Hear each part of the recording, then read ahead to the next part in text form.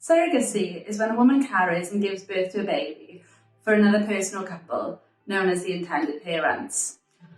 There are two types of surrogacy arrangements, traditional and gestational.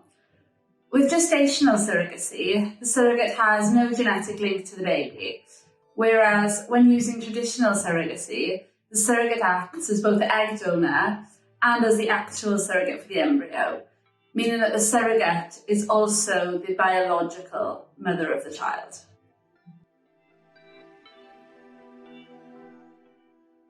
The intended parents and surrogate can record how they want the arrangement to work in a surrogacy agreement. Although lawful, surrogacy agreements are not enforceable by UK law, even if you have a signed document with your surrogate and have paid their expenses.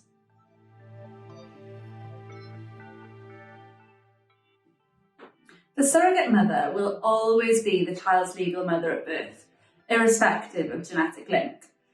If the surrogate is married, her husband will be the legal father, unless it can be shown that he did not consent to the treatment. If the surrogate is not married, the intended father, if he is the genetic father, will be the legal father.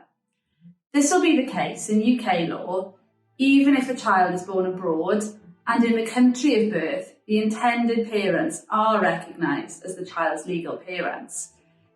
This can be a real surprise to intended parents, as this is clearly not the aim of a surrogacy agreement.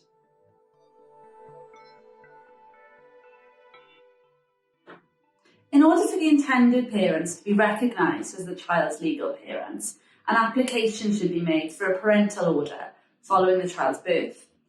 It will then be for the court to consider if the legal criteria is met and whether it is in the child's best interest for a parental order to be made.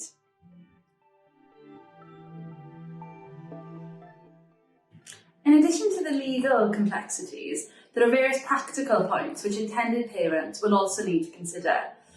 These are wide-ranging, but a common issue relates to the payments which can and cannot be made to the surrogate. Although it's not illegal in the UK to pay a surrogate, payments must not go beyond covering the surrogate's reasonable expenses. The term reasonable expenses has never been defined, making this issue tricky for both intended parents and surrogates.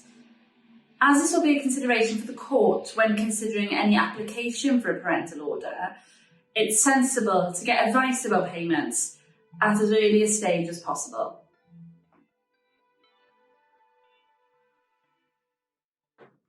In 2019, the Law Commission published a consultation paper on surrogacy reform. It has generally been well received and includes wide-ranging proposals. One proposal is for the creation of a new surrogacy pathway that will allow, in certain cases, the intended parents to be the legal parents of the child from the moment of birth. This is a welcome step forward, but there remain unanswered questions, particularly regarding payments to surrogates. Unfortunately, we may also have to wait some time before the law is changed, as the Law Commission's project is expected to run until early 2022.